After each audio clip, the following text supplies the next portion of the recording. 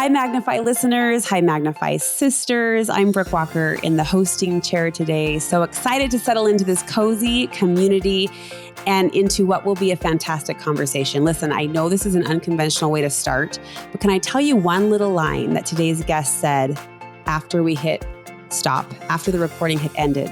One little line came out that I will forever remember, and it was this: joy is your birthright. Joy is your birthright. We are here, men are, women are, that we may have joy.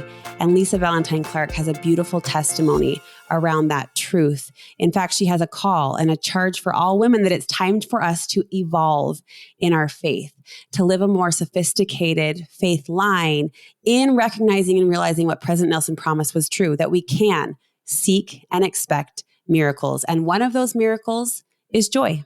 So get excited in advance, because joining us in this episode today is podcaster and comedian Lisa Valentine Clark. You know her. You love her. I love her. She's the host of The Lisa Show on BYU Radio. She's appeared in movies and commercials. She's a friend, a wife, a mother, a sister. And we are so excited to have Lisa as a speaker at Lift Up Your Heart, a Magnify Gathering that's happening this fall. We admire Lisa for a long list of reasons, but one of those reasons is how she uses her voice to speak to women, but also speak to the strength of women at their core. On her podcast, The Lisa Show, she hosts vibrant discussions with women from all walks of life. You might have heard her personal story of facing loss with fearless faith.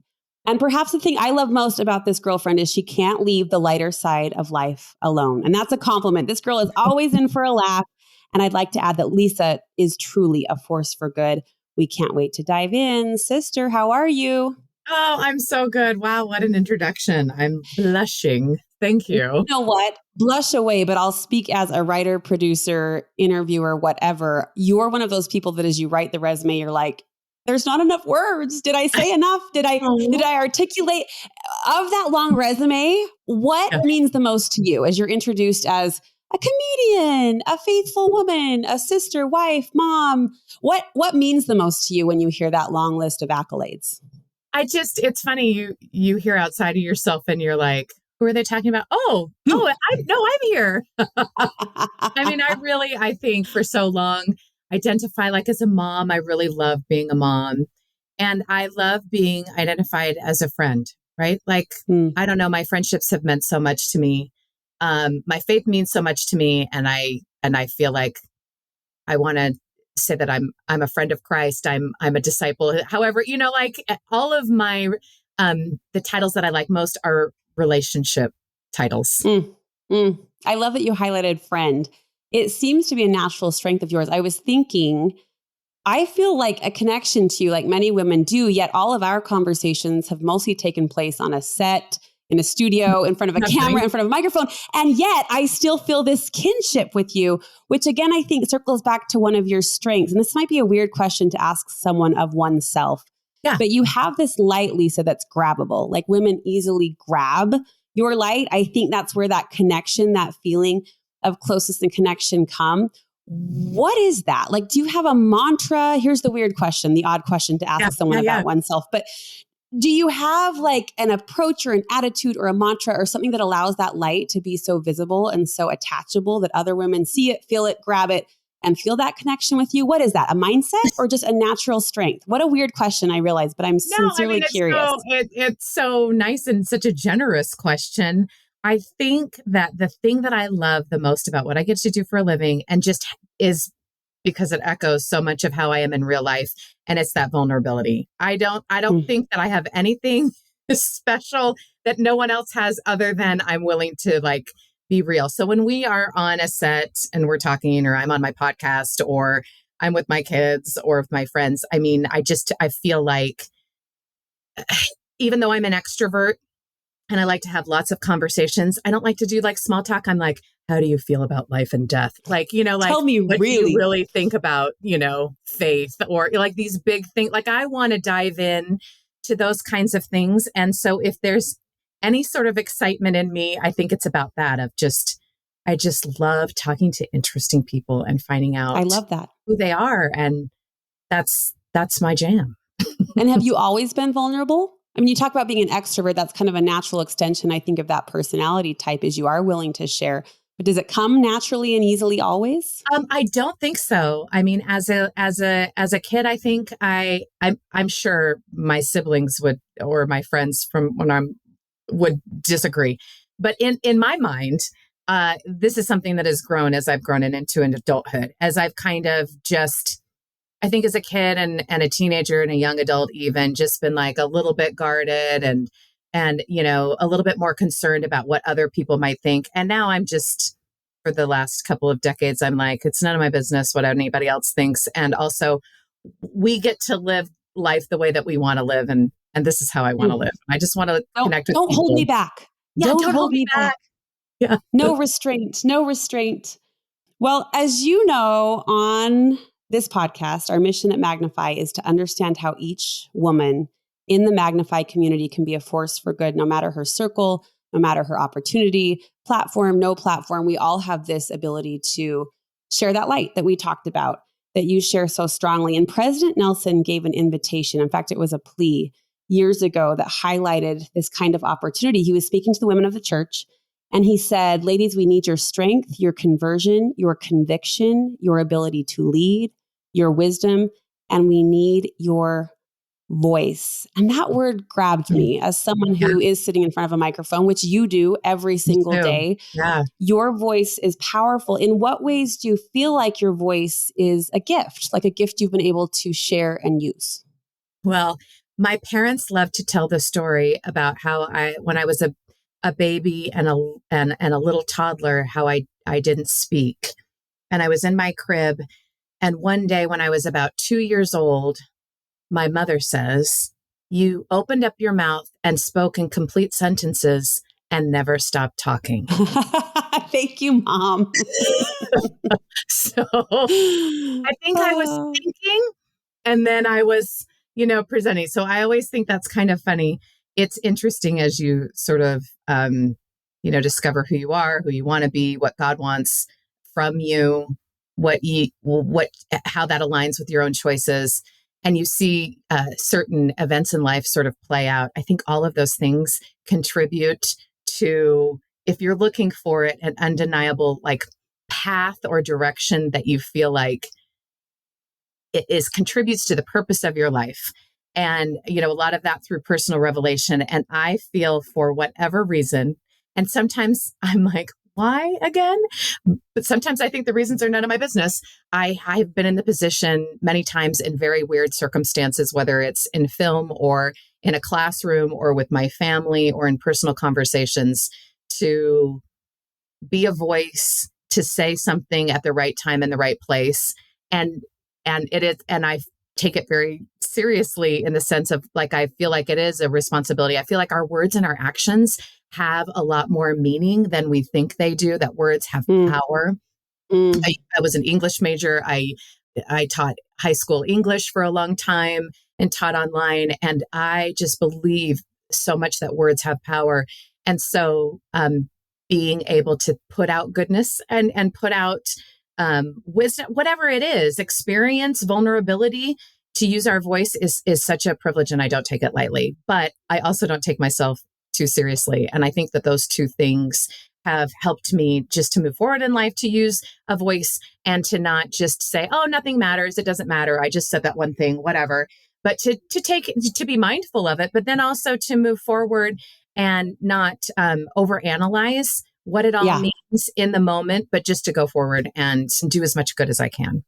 I love that motion. And I actually think that story that your mom shared is so sweet for a couple of reasons, because we'll crown you a wise baby that 2 years old, you were, but you took a minute to process, right? We'll use that and think before you started talking. And of course, with age and experience comes confidence. But what do you do when you don't have the words? Is it that forward motion where you just kind of start and move and hope the spirit will catch up? Absolutely. Oh, are you kidding me? I mean, I feel that a good heart never goes to waste. I did a series on the Lisa Show podcast about how to do good better. And I interviewed Aaron Miller, who's now become a good friend, who talks a lot about how you really move forward. And he said, God doesn't let a good heart go to waste. He just said that like a couple of weeks ago. And I was like, that's that's what I think. You know how you're just like, you have like a nugget of information in your mind, and then all of a sudden, all of these past experiences zoom into focus, and you're like, that's what I meant.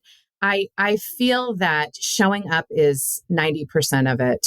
That God needs not, big, eloquent people who Mm-hmm. say the perfect thing. They just need more people willing to say the thing, or to Yep. be vulnerable, or to be honest, or just to share what they've learned. And I do think, in the power of that kind of community with church, with, establishing Zion, we talk about like, what is Zion? And it's a people, it's a community, right? And I feel like all of my brothers and sisters in the whole world are part of that they are all invited. So I feel that our conversations and the experience, the hard won experiences and knowledge that we've all had is better shared.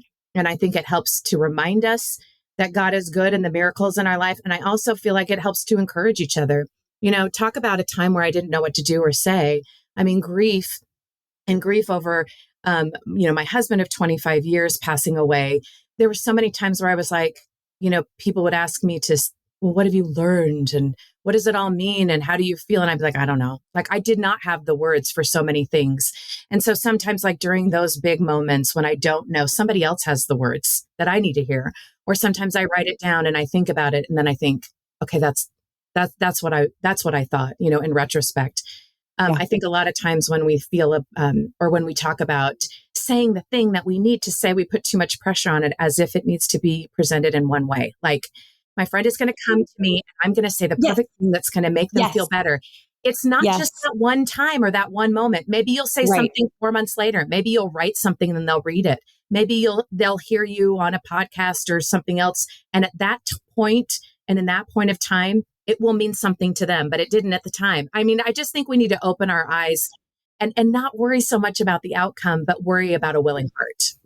Yes. And we live in a time where it feels like, and you said this so beautifully, but you have to wax poetic or have something that bends the ear in we have to be clever in what we say. Or soundbite. You have to have the soundbite. I mean, we even do this in our religious culture, where after conference, you see these little one sentences come through. And I think the brightest truths are simple, right? The best truth is simple.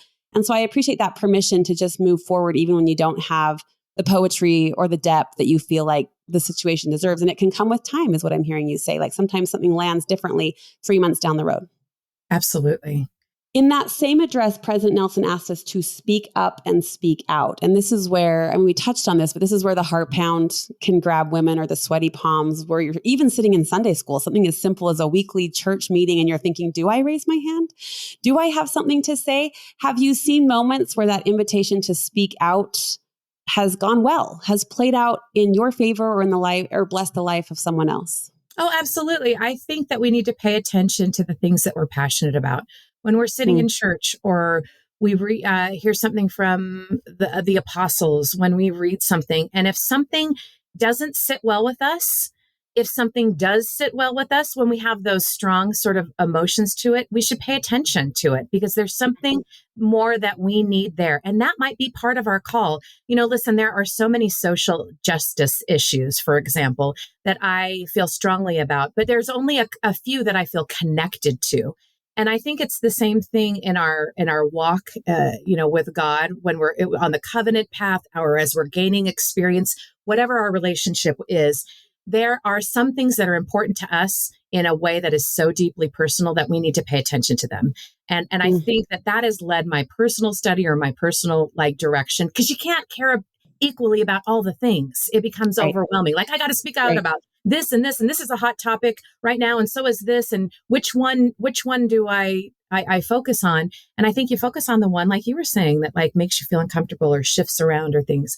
For example, I feel very, very passionate about making a place and inclusion for LGBTQ in our wards and in our church. And I feel very passionate about that for many reasons. So there's lots of opportunities that I can speak up and speak out about my love and respect for that within my position at church, or as I am talking with my friends, or as and not everybody feels as passionately about that, but I do.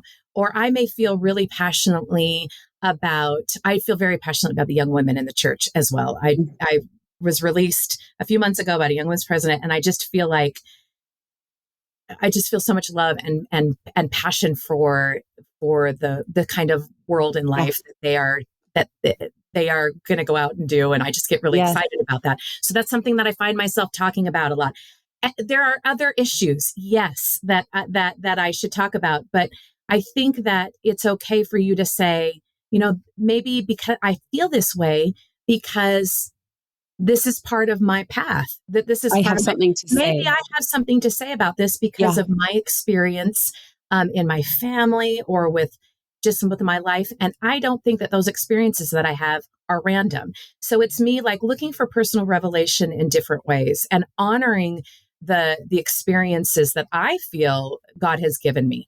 Because listen, like the life that I have now and that I'm living and the experiences I'm having, I joke with my girlfriends. It's like it feels like just grab a deck of cards and just pull. And never saw that coming. It's Lisa's life experience bingo card. Like I have had so many experiences and have said so many things that I never planned as, like say an 18-year-old young woman thinking about the rest of my life, I ever thought I would do. And I have to kind of laugh about it or I would cry more. But I have to laugh about it by saying, like, I am a covenanted woman. I've been trying so hard just to do my best and to live a life with God. So it's not random. These are the experiences that I was intended to have. And I honor God for giving them to me. His ways are mysterious. Believe me, there's a lot that I don't understand, but I can't deny that it wasn't purposeful and that it's not good. And so I feel like that gives me more confidence to speak about the things that I've experienced. Yeah, I don't have to have something to say about everything, but for those cards I drew, that bingo card that for whatever reason God put in my hand, I'll play that and I'll speak to that. Because it's so honest, isn't it? When you ask somebody, what are you going to vote for? Then all of a sudden everyone's sort of, tension and you're like debating. But if you ask somebody, what's your experience with that? What do you know about this? Has this happened to you? What did you do? What did you feel like? How did you react? Did it go well? Did it go bad? You can't argue with someone's experience. And so you really come then when you have a conversation like that with somebody else, whether it's public or private, it's based in like true connection and not trying to convince somebody of another way, but trying to share a part of you. I love that. I love that so much. Not to bring back the blush, but we've highlighted a couple of your spiritual gifts, right? That vulnerability, that connection. And President Nelson did say, you sisters possess distinctive capabilities and special intuition. I love that word, intuition, that you have received as gifts from God. So there's the gifts that come, the gifts that have been bestowed, and then there's the trust or faith it takes to lean into those and to flex those and exercise those. How have you developed strength to play these spiritual gifts in the way that you do? I think nothing will bring out a spiritual strength in me than if it's something that my kids need. Mm-hmm. And so my kids have needed me to be, I'm a solo parent. I have 5 kids aged 26 to 16. And throughout their life, as their father's was sick and passed away, as they've had different life transitions and different faith or not faith experiences and schooling, just name any experience. And I feel like if there's a spiritual gift that I need either to be an advocate for them or to be a bridge to build for them to feel God's love or to create, good advice or anything, or just experiences, or just to increase in love in ways that they can experience, not me, then that is when I will get down on my knees and like pray for those spiritual gifts because the stakes are high. So I think that's sort of a mom's superpower, because it's like, well, if it's for my kids, I will. But then, I'd be lying if I didn't say that also there are some spiritual gifts that I have not had that I've thought, ooh, this could come in really handy. I really need this, even though I don't want to do this. I need to do this. I'd like to do it well or better. And I don't know, with spiritual gifts, it's kind of tricky because I think a lot of times we equate it with like talents. Like, well, if I just put in my 10,000 hours and just practice, then it will do it. And I do think that there's a spiritual element to it as well, because sometimes a spiritual gift that we will pray for really humbles us and asks us to rely on asking for help from somebody else who has that gift too. So it's not always like a one size fits all. And I don't see it that way. And that's why I see like my worship and my faith connected to other people. I see my covenants connected to other people. I feel like when someone leaves the body of saints, that we are all weakened because I feel like we are so connected. And a lot of times we're like, yeah, if you need a spiritual gift, you're supposed to pray for it. And 100%, like, of course, do it. But I think, at least in my experience, a lot of times it's like, that's not your spiritual gift. Go ask her. Go ask him. Go do that. Like, they want to help too. And that will strengthen you together in a way that you can't, that just, the math works out differently. It seems to like have a bigger effect. Magnify. I actually love that you say pray for your spiritual gifts. Maybe I missed this young woman lesson, but I was always taught to pray to have those revealed to you. Like they're already there, dust off, remove the dirt. Just reveal something about our personalities. I'm like, I want, give me.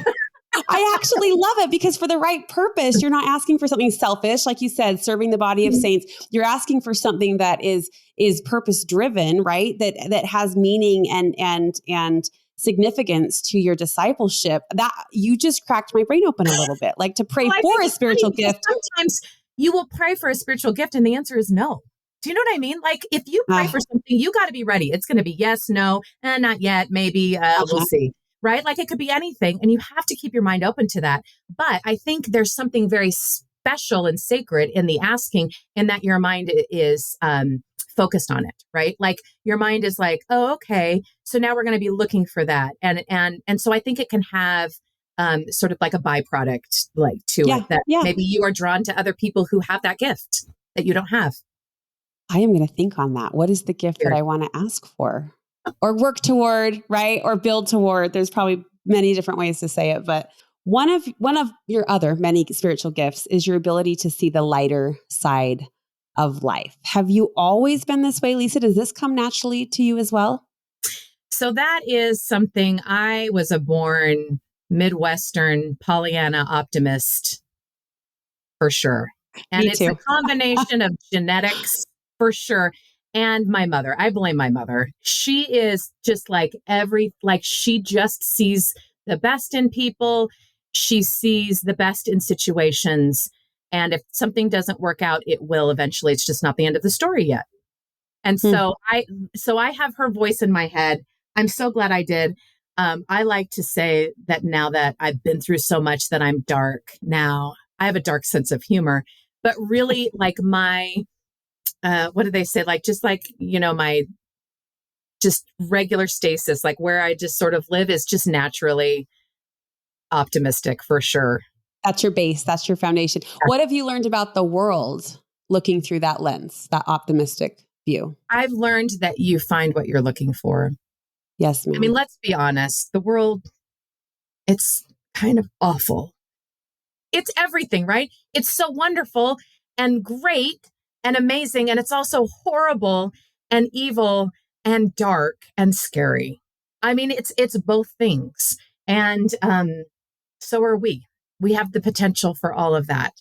And I do think that the greatest disservice that we can do for ourselves, for our children, for the next generation is to convince them that it doesn't matter. And that nothing that we can do can change the evil and the wickedness of the world. I hate that message because I don't think that's true. I think we have more power as individuals to change our own circumstances or just our attitudes or just how we relate to things. And we can be a bigger light and influence for others more than we know. I think I wish that were the underlying message, that it's needed more for sure in this day and age, but that we have more power than we think we do. I wish that were the prevailing thought of the day. Are there any other mind shifts that you think women would benefit from if we could just see it this way or look at it that way?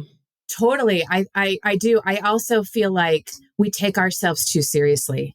And President Nelson has told us time and time again that we are here to have joy. And of all the words that we could use, of all the words that Lehi could have done, I mean, Lehi knew pain and sorrow and travail and look, I mean, his kids try to kill each other. Like, come on, we're not trying to sugarcoat it. And of all the words that he could be inspired to have, and that President Nelson could emphasize to us time and time is that we're here to have joy.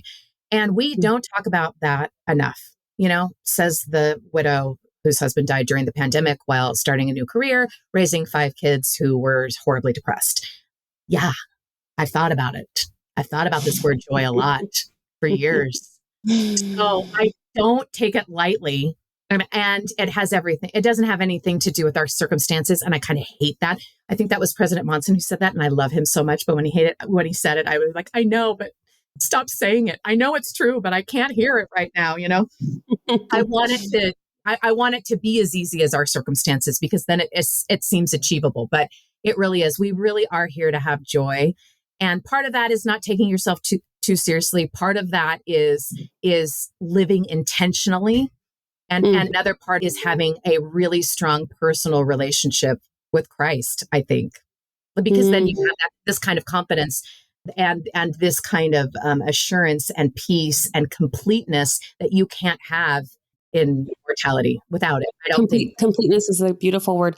I was talking to a girlfriend recently. Her mom is in the late stages of Alzheimer's, and she was praising her mom for her courage and her bravery and expressing how proud she was of her, how she'd kind of prevailed through this significant, mental, emotional, physical challenge. And she said something that's so interesting. She said, her lightness and joy of heart have served her through this trial, right? Through this. And I thought, sometimes we pass off levity or lightness as silliness. Yep. Right. And I've seen your sketches. You can get silly. Yeah. But I think there is something, we talk about the light of Christ, and that phrase, light of heart. I found myself thinking that is a blessing. That is a spiritual gift to be able to, as you just so beautifully described, see the optimistic side, no matter what's swirling around us. And I hear you on that. Yeah. I feel, my late husband did a really great job of this. He had ALS. He couldn't move or speak. He was stuck in a chair for a few years. And most people, nobody would have faulted him if he had just stayed in bed and complained. And do you know what I mean? And instead he was getting up, having us get him dressed and ready, which was a big deal. That was your chore chart. He was laughing, and he was directing plays and using adaptive equipment to create and to make people laugh. And, when he passed, he was in pre-production for 2 big plays. He'd planned this big anniversary surprise for me.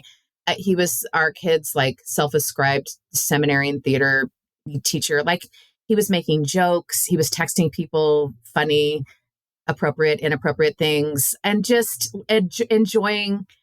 He was living. And he often said that if I try to compare my life to what I had before or what I can't do or to other people, then I got very, very depressed. But I learned very quickly in my illness that if I just kept the focus on, God's not punishing me, this is just my life's path, and then focused on the things I could still do, the family and friends, then everything's different. And, 2 weeks before he passed away, he was like, I feel like George Bailey, the luckiest man in the whole world. I have the greatest friends and family. And I was like, excuse me, what?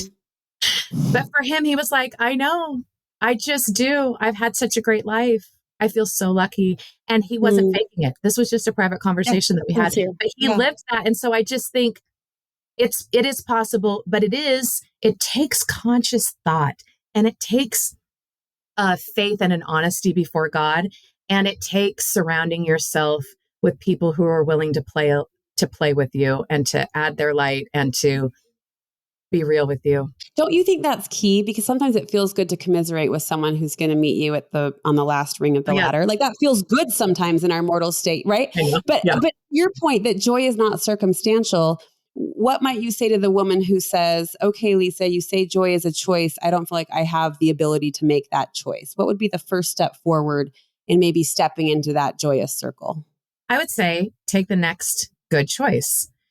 Nothing has to be all good or all bad. You know how something happens, you get a bad phone call, you get a bad whatever, and then you're like, well, my day is ruined or my week is ruined, and you lean into that. What if you just took 10 to 15 minutes to be like, this is the worst. I hate this. And you called your friend and you were like, let me tell you the 5 reasons why I hate this more than anything else. And then what would happen if then you were done and then you started laughing, or something good happened, or you did something else and shifted that energy.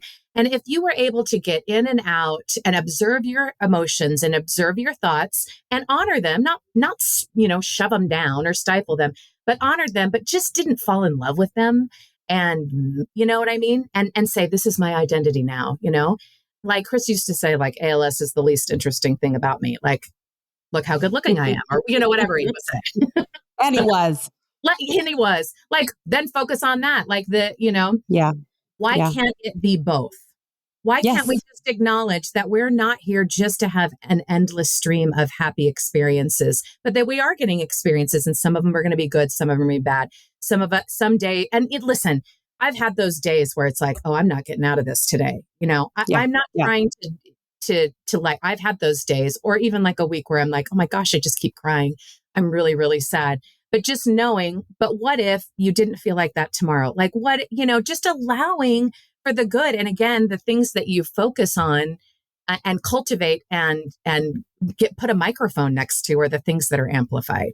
So what are you going to choose that you do that? And how proactive are you going to be in that? So if you are saying, I am so mad, or I'm so depressed and I don't know what to do, what if you went to your happy friend and was like, okay, give me an idea? Like, or what if you just had a prayer to God to say, let me just have something to look forward to? What if you plan something to look forward to? What if you just got into the habit of doing that? Then maybe you would increase your happiness by 1%, 10%. I don't know. Over time, it adds up. Yes, ma'am. I'm not good at math, but that seems to happen. That seems to I'm throwing happen. a lot of numbers around willy-nilly, but I'm not doing any of them. But I'm sure it works out.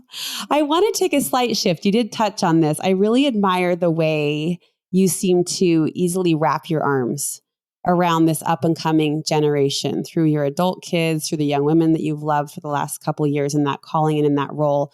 But specifically with the stage of your own young adult kids, you recently wrote, I love being Mama Clark. I don't care how old you are. I will give you snacks on Saturday night. Paint that scene for us though, Lisa. Who is showing up on Saturday night? How are you getting them there? And what have you learned about loving adult kids? So I love being a mom. And I was so surprised when my kids, so my husband passed away during COVID. And then when everything opened up about a year later, my 3 oldest moved out, and it was quite sudden and abrupt. And I found myself mourning on a different level. And it was so much more painful because I was doing it alone and I wasn't doing it with my partner, and I hated it and I still hate it. But yet I know, and this is my phrase that I repeat in my head probably 12 times a day, this is developmentally appropriate. This is what we wanted. This is what they're supposed to do. And I don't want to be that kind of mom that my kids worry about, that they think that they have to take care of. I mean, more than we just always take care of each other, but especially, you don't want them hovering. You don't want them to feel like, especially after, I could very well just say, okay, your dad's dead, so you have to stay with me forever. They're not going to argue that. Yeah. If you were to say it. I could pull that car. I'm not going to do that. They need to live their own lives, have their experience, and live a happy, full life. And that's not what their mom. And isn't that horrible? Anyway, so in thinking about that, then I realize the same principles that were true when my kids were little are true now, which is I just want to be with them and have a relationship with them. And so guilting them into that or manipulating them, that's not a real adult relationship, but I can still love them and show them love in the ways that they need it. So they're busy. They've got a lot going on. They're starting, their careers and school and missions and relationships like that. This is a big growth time for all of my kids. And so I don't want them to be like, oh, we got to go over to mom's or whatever. So Sunday night, I just make a big meal and I just have fun drinks and fun snacks always, so that if somebody comes, I can always whip up something if there's more people that come. And I just tell them, you can bring the person you're dating, or you can bring your partner, or you can bring your friends, or you can bring, friends that your new roommates or whatever, or your mission companions or what. Like, it's an open door. Come on over. Let's have fun. And they just stand around and they joke with each other and they tease me. And I love it. It's so fun. And so most recently, I have all little boys that had grown up in my house, all on the neighborhood. They've all they're all grown up and they're all doing their own same things. They used to live in the summer in my backyard, and I would make peanut butter sandwiches and goldfish crackers. And I can't tell me how many like boxes of popsicles I went through. They jump on the trampoline and climb in my treehouse, and here they're grown men. And I kept hugging them saying, "Oh, you're here. Like, do you remember our good memories?" And they just were so sweet to me. And I'm like, "Here, let me feed you." And they're like, "Oh my You gosh." want a popsicle? Have a Yeah, popsicle. I have popsicles. I've got creamies in the fridge. You guys want one? And I just want them to know that like my home is a safe place, that they can come Yeah. and be themselves. And I just want to hear about their lives. And there's no checklist that they have to go through to be welcomed in. I am just so privileged to love them. And I want them to know that even though they're not my kids, like they were in my home and I loved them like my kids, and that I will always care about them. And if they ever need anything, they can come to me. And I tell my young women that too. I'm like, you think these young women leaders are just like, well, this is my calling, I guess I'll do it. We got better things to do than to take off time to work, to go to camp and to go to girls, like all this stuff. Like we do it because we love you and we know that it matters. And I said, so if it's 5 years, 10 years, 20 years, and you're like, you get a new job or you have a baby or, you know, you got the career that you wanted and something funny happened, I want to hear about it. Like no Yeah. time doesn't mean anything to me anymore. And that is, and I want them to feel that love. I want them to know that it's not conditional. So I love that you're holding that relationship as precious. You said it's my privilege to love you. it's my privilege to be in their lives. I love that. And the narrative has shifted. You know, I think 10, 15 years ago, we were hearing teenagers are the worst. They're so hard. And then it started to shift to like, they're the best. But I'm ready for the next step, which is kind of where you took us, is like how to celebrate that and how to honor them and how to love them. And you're doing it their way, sister. Like some moms, it's easy, I think, to get even controlling as you're trying to promote independence and say, oh, don't bring the friends over. You just come. Or it should look this way, or I want just you. It's easy to get kind of self-focused on what that relationship should look like. But you're saying, I'll do it your way. I'll bend with you. Well, because a real relationship and a real adult relationship has to be mutually like, you know, beneficial, and two people have to show up authentically and vulnerably themselves in order to have a true adult relationship. And that's really tricky as they end their teenage years and go into adult years, because it's like when they're in your home and you're still like, this is what I think, this is what I believe. I really want you to believe and think everything that I do, because every parent does. And I don't think that that inclination is necessarily wrong, but nowhere in the history of the universe has any kid thought and lived exactly like their parent. Like exactly. Do you know what I mean? We're meant to be different. We're meant to influence each other. And I think that by modeling that, I can be open. Like some of my kids are in the church. Some of them are not. Some of them have a relationship with Christ. Some don't. But I don't have to edit myself when I say, "Oh, I learned this funny thing in primary. I sang with the kids, and you guys would love it." Or, "Do you guys want to come to sacrament with me? I'm singing in this," or whatever. I don't have to, or come to your sister's farewell or homecoming. I don't have to. I don't want to edit myself, and I don't edit myself because I want to come to them authentically. I don't want to suddenly be a different person.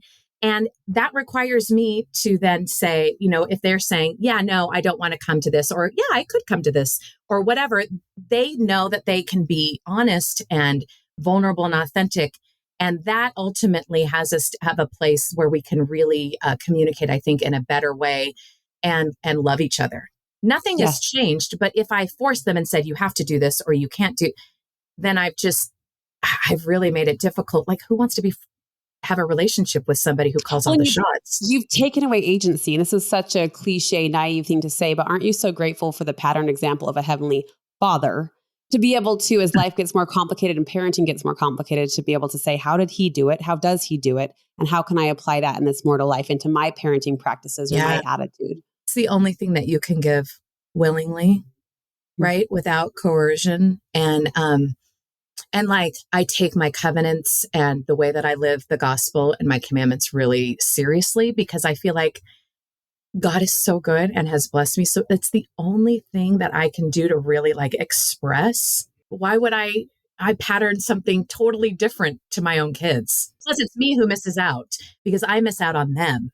And I do believe that there is something wonderful and special about the younger generation that is coming up that will be able to do things that are needed, that I don't know, that just that are like blessing the world in a way that like we couldn't even imagine. So yes, again, it's our privilege. I'm going to think of that line. Privilege. It's It really our is. privilege to love you and to watch you.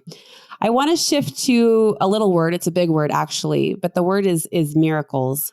And the Magnify community of women, we're gathering this year in several in-person events to talk about seeking and expecting miracles. These events are called Lift Up Your Heart. You are one of the speakers. People are going to be clamoring for their seat to hear you. I'm going to be one of those women. But the word miracle is interesting. Lisa, do you think we overuse it, underuse it? What do you think about our interpretation of that word? Hey, Magnify listeners, it's Sarah, podcast producer here, and I'm just jumping in really quick because you heard Brooke talk about our events, and I wanted to tell you a little more, plus that as a podcast listener, we have a special discount code just for you. So Lift Up Your Heart is our event that is coming this fall. At these events, you're going to hear from inspiring speakers like Lisa and Brooke, uplifting music, and encouraging conversations. And you heard Brooke set up a question about miracles. Well, these events are going to focus all around President Nelson's invitation for us to seek and expect miracles. Lift Up Your Heart is for women ages 16 and up. You can bring your mom, your daughter, your Relief Society sisters, or just bring yourself because we need each other and we need you. So we have that special discount for listeners only. It's podcast 10, and you can enter that at checkout at magnifythegood.com/events. So again, that's podcast 10, PODCAST 10 at checkout, and you'll get $10 off per registration. Now, speaking of miracles, let's get back to Lisa. Oh, I think it's so polarizing, don't you? It's like that quote, either everything's a miracle or nothing's a miracle. You know, we throw that quote around all the time. And so we are looking for it. And I think all of us to hold in our hearts, at least I do, the miracle that we wanted more than anything that we didn't get. You know, if we could write it on a piece of paper, like, this is the miracle I wanted more than anything. We all have an answer immediately. And I didn't get it. Yeah. And we do this funny thing where when we share miracles, instead of it just being what it should be, which is just sharing goodness, we compare it to ourselves. We say, okay, so I'm praying for a cure for an incurable disease, but this person prayed to find their keys and their prayer was answered and mine wasn't. What? Wait, what? You know? Mm-hmm. And we put so much pressure on, and here's the thing, there can be a miracle in both. And so this idea of miracle is like, ooh, I remember when President Nelson, he asked us to seek and expect miracles. And that was a gut punch to me. I was like, oh, I'm not falling for that again, was my first thought. My first thought was like, oh, I'm not. And then I was like, Lisa, it's a prophet. Like, oh, you have a strong, like, physical and emotional reaction to this. So now this is what you have to study. This is what you have to pay attention to. And I lean was like, in, brother. Yeah. And so I did. I'm still studying on miracles. Like, what are they? Why would a prophet in this day and age, knowing all the things that we are all facing, ask us to seek and expect miracles? And now on the other, it's been a few years since I heard that. And now I have seen personally why it is such wisdom to follow the prophet, even when you want to roll your eyes and have a bad attitude. And it maybe especially when you do, because there is something powerful in seeking and expecting miracles that fundamentally shifts the way that you see your life purpose. Can you point to one, or would you share one that has cemented that testimony for you? Yeah, I mean, that's the thing, is that, I mean, there's so many. Here's the thing, when you're looking for something and you're desperate to look for it, God is good and he will show you and he will reveal the miracles to you. The thing that I have learned the most is that God is continually blessing us. And because he's such a generous, anonymous God, he gives a lot of his goodest blessings without credit. And being able to witness most of the time in retrospect, because that's how I roll, those blessings has caused me, has humbled me, in a way that I've never experienced. There are so many miracles that happened the way that we were carried when Christopher was living with ALS, things that could have gone horribly wrong. And I realize that it's really ironic to say that because he had a horrible disease and it was cruel and probably, I mean, in my mind, the worst disease that you can get because you just slowly fade away. And he died. But I cannot sit here and say that we didn't get miracles. And that was kind of my wake up call to that, of when I was looking back and I was thinking, but you felt God's presence in this moment.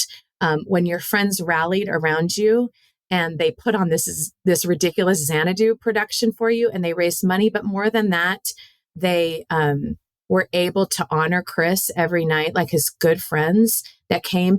We didn't know he wasn't going to be able to have a funeral. We didn't know that the pandemic was coming and that our family was still able to have that experience in such a creative, joyful, immense way. And that it took so many people coordinating. That was a miracle. I couldn't have planned that out, what that experience of seeing that ridiculous Xanadu miracle and how the joy that and the way that it binded my friends and my family together. We had so many miracles of physical needs taken care of, financial, emotional, and spiritual from my family and friends that we didn't know we needed. And I wasn't able to recognize until in retrospect, being able to put an addition on our home, the way that this job that I have, doing a podcast, is a very specific miracle that I could not have planned out.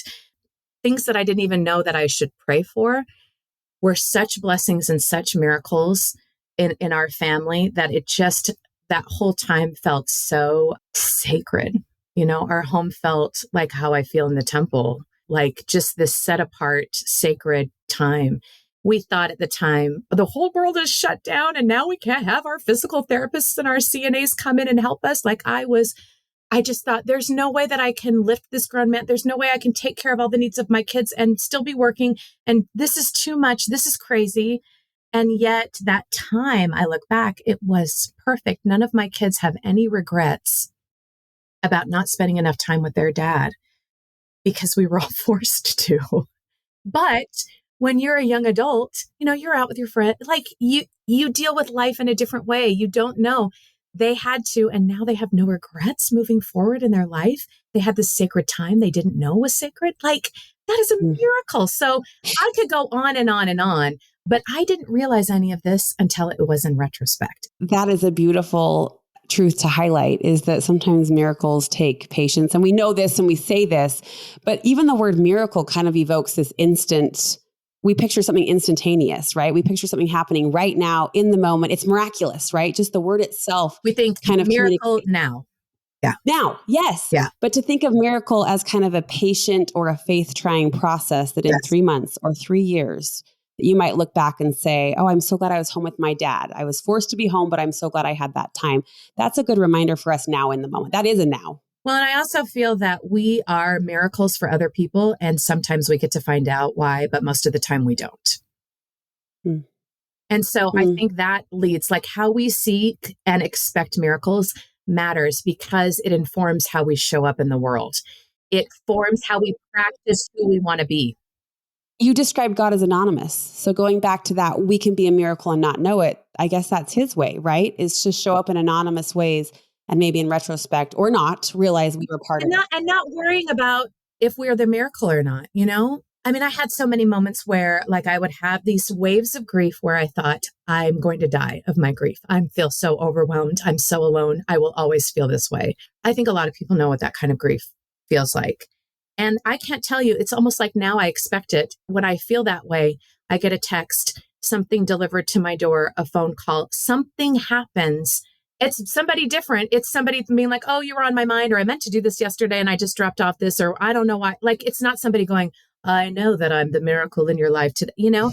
And I just think people who are, especially women, who are covenanted women, who are often criticized for being busybodies and going around and doing lots of things, they're going about doing good. And we can't listen to the chatter of the world and the criticism of telling us oh, you're just doing too much or whatever. Just do what you want to do. You don't have to justify it to anyone, but you feel that way to do it. It can change the world. It does. It does. We just don't acknowledge it. The world just doesn't acknowledge it. Thank you for that. Because a girlfriend was joking the other day, I guess I'll just take a casserole, just a casserole. And I get it, right? But the point is, maybe it's not just. Maybe it's a showing of sustenance. Maybe it's a miracle on a doorstep. Like, we can't underestimate our own small efforts, I guess is what I'm trying to say. Like, just a casserole can mean something. And it can, I had just a casserole story of where my sister-in-law, she was like, oh, my mom, she works for this caterer. She wants to bring you over food. And this was early in Chris's diagnosis. He was still working. He was still walking and talking. And I'm like, oh, we're fine. I don't need a casserole. Give it to somebody who needs it. Right.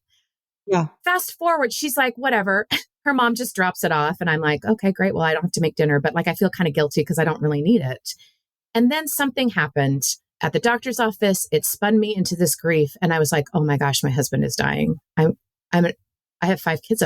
Wait, what? I found myself in my bed, absolutely sobbing. And I couldn't stop crying. And I was so tired. And I was praying that desperate prayer.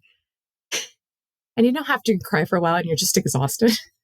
And I remember offering this prayer of who's going to take care of me?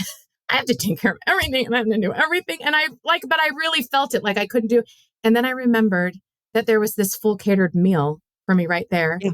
And I warmed it up and I got in bed, this big pot roast and potatoes, and I ate it. And I felt that God knew that I was going to need to eat this big meal in my bed, that was just to be it's going to be okay. It's going to be okay. And that was just a casserole. I mean, it sounds better than a casserole, and that's just the point. Casserole. So we criticize each other for it instead of just doing the thing. The outcome is none of our business. I love that. The outcome is none of our business. Well, miracles will be kind of the topic of discussion. Lift Up Your Heart. The first one is in Phoenix on September 21st. What are you most looking forward to about these events, these gatherings? Oh, just connecting. I just want to meet people, finding out, well, what do you think? What's going on in your life? How can we do something together? Of course, it's all about the girlfriends. Yeah. Yes. Connecting. Yes. I'm excited to meet you there. Final question. This has been such really a joyous time, speaking of joy for me. So thank you. What do you wish, Lisa, in conclusion, what do you wish women in the church understood about their identity and their purpose today? That it matters, that you matter, the things that you worry about, that you do, that you say, it matters. It has a lot more power than you think. I wish everybody knew how powerful that was, that even just, you don't know, one conversation with someone can change their life. And I've seen it. It's true. So you matter. Thank you. Thank you so much, Lisa Valentine Clark. We love you dearly. Thanks. And thank you for being here. We wanted to remind you one more time before you go about Lift Up Your Heart, a Magnify Gathering. If you enjoyed this episode listening to Brooke and Lisa, you're going to get more of that at our events that are coming this fall. And you can register now at magnifythegood.com/events. Plus, don't forget, we've got a special discount code just for listeners. It's podcast10 and you can enter it at checkout. PODCAST10 at checkout. Lift Up Your Heart is a day-long gathering, and it's for Latter-day Saint women meant to remind us of what we already know, that Jesus Christ is our answer and that we're not alone. It's a day made for us to gather as women and nourish each other's faith. Lift Up Your Heart is for women ages 16 and up.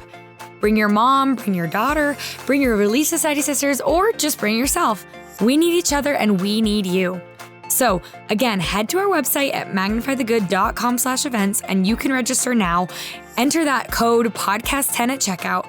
Thank you so much for being here. We can't wait to see you.